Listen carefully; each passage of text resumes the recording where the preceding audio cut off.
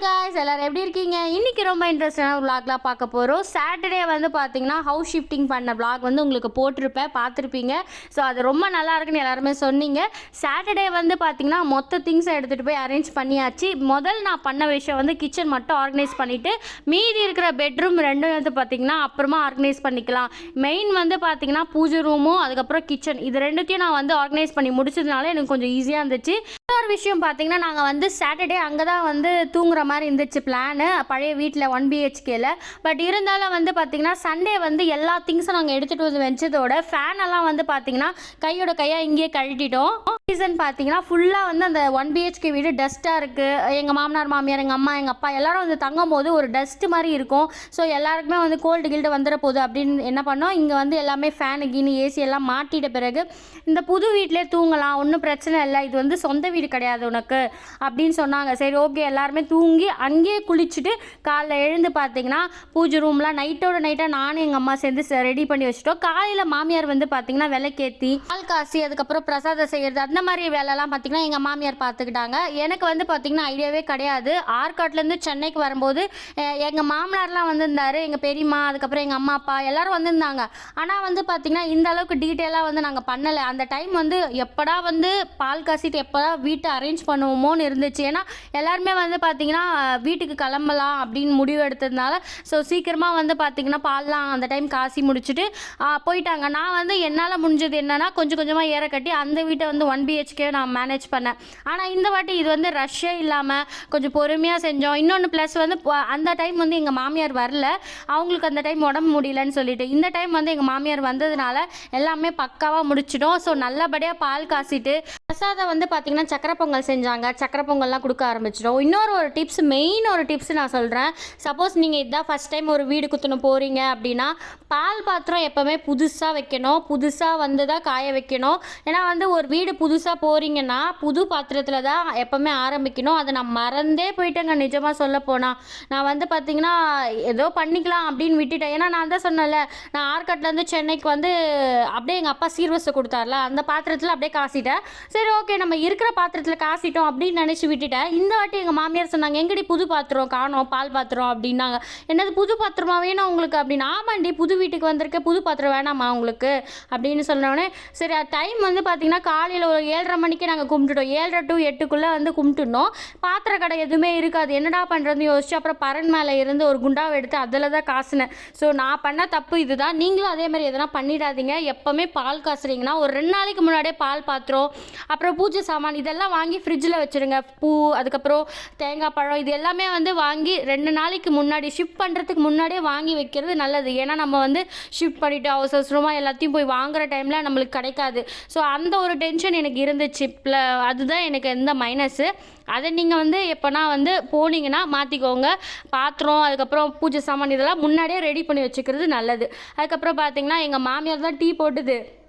ஒரு டைலாக் சொல்லுவாங்க பார்த்திங்கன்னா, மாப்பிள்ளை இவர் தான் ஆனால் இவர் போட்டிருக்க சட்டை மட்டும் என்னோடதுன்னு சொல்லுவாங்கள்ல, அந்த டைலாக் மாதிரி டீ போடுறது என்னவோ எங்கள் மாமியார் தான். என்ன மாமி நீ எல்லா வீடியோலையும் நீ தான் வர, ஏன்னா எல்லாமே நீ தான் செஞ்சிட்ருக்க, நான் ஒரு டீ கொடுக்குற மாதிரி ஒரு கிளிப்பிங்காவது எடுக்கிற மாமி அப்படின்னு எல்லாருமே வீந்து சிரிச்சிருந்தாங்க அங்கே. அதுதான் அந்த இன்சிடெண்ட் என்னால் மறக்க முடியல, அதனால தான் உங்ககிட்டயும் ஷேர் பண்ணேன். அதுக்கப்புறம் ஆஸ் யூஷுவல் வந்து பார்த்திங்கன்னா புது வீட்டில் ஃபஸ்ட்டு டே வந்து அதாவது பால் காசிட்டு கொஞ்ச நேரத்துலேயே வந்து நாங்கள் நான்வெஜ் செய்ய ஆரம்பிச்சிட்டோம். எங்கள் பழக்கம் வந்து அது மாதிரி. ஸோ எங்கே பார்த்தீங்கன்னா நான்வெஜ்ஜுக்கு வந்து போட்டி எடுத்துகிட்டு வந்தோம். நாட்டுக்கோழி மெயின், நாட்டுக்கோழி இது வரைக்கும் நான் சாப்பிட்டதே இல்லை. எங்கள் மாமியார் இப்போ தான் செய்ய போகிறாங்க. குக்கிங் எல்லாம் எங்களோட மாமியார் தான். ஏன்னா என் மாமியார் வந்து பார்த்திங்கன்னா நல்லா சமையல் செய்வாங்க. அதனால தான் என்னென்னு தெரியல 3 வருஷமாக நான் வந்து சமையல் தெரியாமல் ரொம்ப கஷ்டப்பட்டேன். ஏன்னா எங்கள் மாமியார் சூப்பராக சமையல் செய்வாங்க. அந்த எக்ஸப்டேஷனில் தான் எங்கள் ஹஸ்பண்ட் எங்கள் ஃபேமிலியெலாம் இருந்துச்சு. நான் வந்து சுத்தமாக சமைக்க தெரியாத ஒருத்தியாக போனால் என்ன நிலமா ஆயிருக்கும் நீங்கள் யோசிச்சு பாருங்கள். சரி கற்றுக்கிட்டா கூட போதுமே அப்படின்னா கற்றுக்கிறதுக்கு வந்து பார்த்திங்கன்னா அவங்க சொல்லி கொடுக்குற அளவுக்கு இல்லை மாமியார். அந்த டைம் வந்து பார்த்திங்கன்னா எனக்கும் எங்கள் மாமியாருக்கும் செட்டே ஆகாது. இப்போ கொஞ்சம் பரவாயில்ல, வெளியில் வந்ததுனால ஓகே அப்படி இப்படி ஒன்றும்னா இருக்கும். ஆனால் வந்து பார்த்திங்கன்னா மறுபடியும் அந்த வீட்டுக்குள்ளே போனோன்னா மறுபடியும் எங்களுக்குள்ள சண்டை நடக்க தான் செய்யும். என்னென்னா மாமியார் மருமக வந்து வெளி டிஸ்டன்ஸ் இருந்தால் நம்ம நம்ம எல்லாருக்கும் வந்து மன கஷ்டம் வராது, அதுதான் நான் சொல்லுவேன். ஏன்னா வந்து பார்த்திங்கன்னா புரிஞ்சிக்க ரொம்ப டைம் எடுத்துச்சு எனக்கும் எங்கள் மாமியாருக்கும். ஸோ இப்போ நாங்கள் பரவாயில்ல. அதுக்கப்புறம் வந்து பார்த்திங்கன்னா எங்கள் மாமியார் வந்து நாட்டுக்கோழி, போட்டி இதெல்லாம் வந்து எங்கள் மாமியார் டிபார்ட்மெண்ட்டு. மீன் வந்து நான் நல்லா செய்வேன், அதை மட்டும் நான் செஞ்சு எங்கள் மாமனார் மாமியாருக்கு எல்லாருக்கும் கொடுத்தா நல்லா இருக்குன்னு சொன்னாங்க. ஸோ சாப்பிட்டுட்டு பால் காசுற அன்னைக்கு முடிஞ்சிச்சு. ஏன்னா வந்து அவங்க ஈவினிங்கே கிளம்பிட்டாங்க நாங்கள் வீட்டுக்கு போகிறோம் அப்படின்னு சொல்லி. அடுத்த நாள்லேருந்து டே 1 நம்ம வந்து புது வீட்டில் ஸ்டார்ட் பண்ணுற நாள். டே 1 பார்த்தீங்கன்னா கிருத்திக்கு வந்து பார்த்திங்கன்னா ரொம்ப கோல்டு ஃபீவர். ஏன்னா அவங்க பாட்டி தாத்தா ரொம்ப வந்து ஐஸ்கிரீமு ஸ்நாக்ஸ்லாம் வாங்கி கொடுத்ததில் ஐஸ்கிரீம் வந்து ரொம்ப சாப்பிட்டுட்டான். எடுத்துகிட்டு வந்த ஐஸ்கிரீமை எங்களுக்கு தெரியாமல் வந்து எடுத்துகிட்டு போய் சாப்பிட்டதுனால பார்த்திங்கன்னா ஜுரம் வந்துருச்சு, கோல்டு வந்துருச்சு. சரி அன்றைக்கி வந்து ஸ்கூலுக்கே போக முடியல. அதாவது பால் காசி அடுத்த நாள் மண்டேவே வந்து ஸ்கூலுக்கு அனுப்பலாம் நான் பிளான் பண்ணால் தலைவர் ஒரு பிளான் பண்ணி வச்சுருக்காரு. திருட்டுத்தனமாக ஐஸ்கிரீம் சாப்பிட்டுட்டு ஜுரத்தில் உட்காந்துருந்தார். அதுக்கப்புறம் கோல்டு இருந்துச்சு, அது வேறு ஃபேஸ் பண்ணிட்டு இருந்தேன். ஸோ ஃபஸ்ட் டேவே என்னடா இப்படி ஜுரம் வந்துச்சு குழந்தைக்கு அப்படின்னு கொஞ்சம் அப்செட் ஆகிட்டேன். பட் இருந்தாலும் வந்து பார்த்திங்கன்னா மருந்து கொடுத்து கொஞ்சம் பரவாயில்ல ஆகிட்டான். கூட வச்சுக்கிட்டே பார்த்திங்கன்னா அன்றைக்கி ஒர்க் வந்து இப்படி தான் செஞ்சுட்டு இருந்தேன். என்னன்னா வந்து புதுசாக வந்தப்போ எதுவுமே கொஞ்சம் செட் ஆகலை எங்களுக்கு. நம்ம 1 BHKல இன்ட்டுனா 2 BHK ரொம்ப பெருசாக இருக்குது. நம்மளை விட நம்ம வந்து குருவி கூட்டு மாதிரி ஒரு வீட்டுக்குள்ளே இருந்துட்டு நல்லா வந்து ஃபாரஸ்ட் அதாவது பரந்த ஏரியா மாதிரி நம்ம வந்து உள்ளே இருந்தோன்னு வச்சுக்கோங்க, எந்த பொருள் எங்கே இருக்குன்னே தெரியாமல் ரொம்ப கஷ்டப்பட்ட ஒரு 2-3 நாள். ஏன்னா வந்து நம்ம வெச்ச கை வச்சு வந்து அந்த ஒரு 1 BHK வந்து பழகிடுச்சு. 2 BHKல எல்லாமே ரொம்ப எதிர்பார்த்ததை விட எக்ஸ்ட்ரா ஸ்பேஸ் இருக்கிறதுனால ஸோ ரொம்ப கஷ்டப்பட்டேன். கொஞ்சம் 2-3 நாள் கொஞ்சம் செட் ஆகாமல் பொருள் எங்கே வைக்கிறது ஏது வைக்கிறதுன்னு கொஞ்சம் கன்ஃபியூஷனில் இருந்தோம்.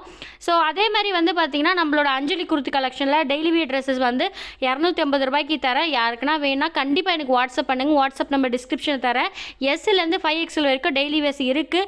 ஸோ இப்போதைக்கு புது கலெக்ஷன் என்னால் கொண்டு வர முடியல, இன்னும் கொஞ்சம் நாள் கழித்து கண்டிப்பாக கொண்டு வந்துடுறேன். பழைய கலெக்ஷன் யாருன்னா வேணும்னா கண்டிப்பாக சொல்லுங்கள். ஏன்னா நிறைய இருக்குது ட்ரெஸ்ஸஸ்.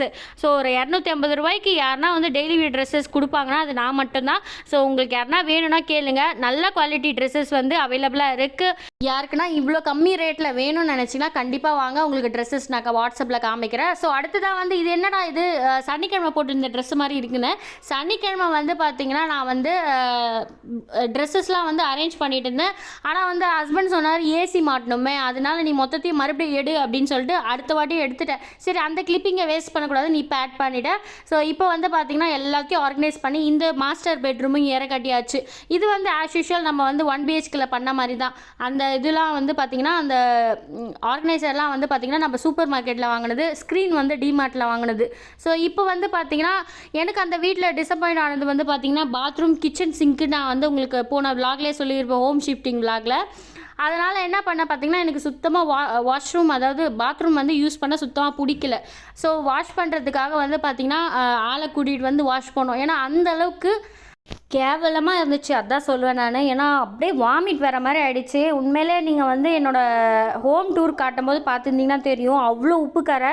இன்னொன்று என்னது ஒரு பப்ளிக் டாய்லெட்டில் எப்படி இருக்கும் அந்த மாதிரி ஒரு ஃபீலிங் இருந்துச்சு. என்னால் உள்ளே போய் என்னால் என் பாத்ரூம் என் வீட்டு பாத்ரூம் அப்படி நான் யூஸ் பண்ணவே முடியல, அந்த அளவுக்கு இருந்துச்சு. எனக்கு உண்மையிலே அது நீங்கள் கூட நினைப்பீங்க அட்ஜஸ்ட் பண்ணிக்கலாமே அப்படின்னு.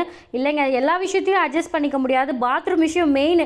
நம்ம போய் உள்ளே இருக்கோம்னா நம்மளுக்கு வந்து பீஸ்ஃபுல்லாக போகணும்ல பாத்ரூமுக்கு, அந்த மாதிரி இல்லாமல் இருந்துச்சுனால பாத்ரூம் வந்து பார்த்திங்கன்னா வாஷ் பண்ணிட்டேன்.